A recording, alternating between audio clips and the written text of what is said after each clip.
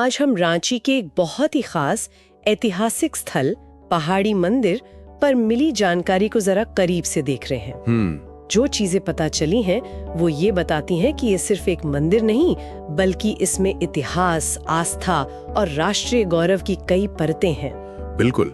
और जो जानकारी हमारे पास है उसके आधार पर हम कोशिश करेंगे कि इस जगह के अलग अलग पहलुओं को समझें। हाँ, मतलब इसकी लोकेशन से लेकर इसका जो ऐतिहासिक सफर रहा है और आज इसका क्या महत्व है। देखते हैं ये चीजें हमें क्या बताती हैं। तो चलिए शुरू करते हैं इसके लोकेशन से। ये मंदिर रांची शहर में ही है, रातू रोड के पास और एक पहाड़ी की चोटी पर है। हाँ, बिल्कुल ऊंचाई पर। समुद्र तल से इसकी ऊंचाई करीब 2140 फीट बताई जाती है और दिलचस्प बात यह कि वहां तक पहुंचने के लिए लगभग 468 सीढ़ियां चढ़नी पड़ती हैं। बाप रे, 468। हाँ, मतलब ये चढ़ाई अपने आप में एक अनुभव बन जाती है ना। बिल्कुल। और कुछ विवरण तो ये भी कहते हैं कि ये चढ़ाई सिर्फ फिजिकल नहीं है बल्कि एक तरह से मानसिक और आध्यात्मिक यात्रा भी है। अच्छा।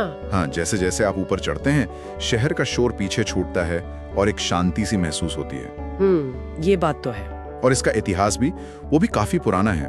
जानकारी के हिसाब से इसकी स्थापना शायद 17वीं या 18वीं सदी के आसपास हुई होगी। लेकिन इसकी स्थापना को लेकर भी थोड़ी अलग-अलग बातें हैं शायद। सही कहा।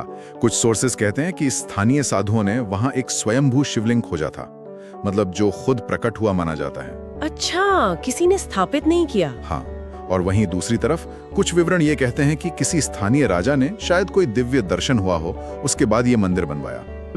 इतिहास में ऐसी चीजें होती हैं, थोड़ी धुंधलाहट रहती है। बिल्कुल, सटीक जानकारी मिलना अक्सर मुश्किल होता है। मगर इस प्राचीन और धार्मिक पहचान के साथ साथ इस पहाड़ी का एक और थोड़ा गंभीर ऐतिहासिक पहलू भी जुड़ा है, ब्रिटिश शासन वाला। हाँ, ये एक ऐसा पहलू है जो अक्सर लोगों को पता नहीं होता या चौंका देता है। क्या था वो? ब्रिटिश काल में इस पहाड़ी को फांसी टोंगरी कहते थे, मतलब हैंगिंग हिल। ओहो। ये वो दुखद जगह थी जहां अंग्रेजी हुकूमत स्वतंत्रता सेनानियों को फांसी देती थी। ओह, मतलब जहां आज मंदिर है वो जगह? जी, कल्पना कीजिए जिस जगह पर आज लोग आस्था से जाते हैं वो कभी दमन का प्रतीक थी।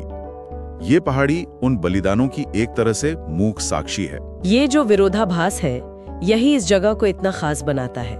पहले शहादत की गवाह और फिर आजादी के जश्न की, क्योंकि यहीं से एक नई कहानी शुरू हुई है ना। बिल्कुल। देश की आजादी का जो ऐतिहासिक पल था 14-15 अगस्त 1947 की आधी रात। हाँ, ठीक उसी समय इसी पहाड़ी पर केसी दास नाम के एक स्वतंत्रता सेनानी थे, उन्होंने पहली बार तिरंगा फहराया। क्या बात है, उसी जगह पर?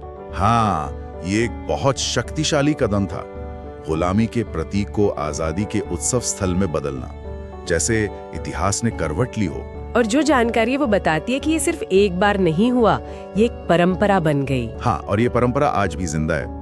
हर स्वतंत्रता दिवस और गणतंत्र दिवस पर यहाँ पूरे मान सम्मान के साथ राष्ट्रीय ध्वज फहराया जाता है। अच्छा। तो ये जगह आस्था के साथ साथ एक अटूट राष्ट्रीय गौरव का भी प्रतीक बन गई है। ये दिखाता है कि कैसे कोई समुदाय अपने इतिहास को याद रखता है, उसका सम्मान करता है। अगर धार्मिक नजरिए से देखें तो ये मुख्य रूप से भगवान शिव का मंदिर है।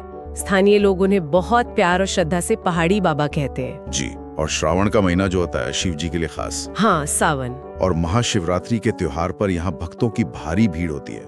जानकारी में वहाँ के माहौल, भक्ति, उत्सव का जिक्र मिलता है।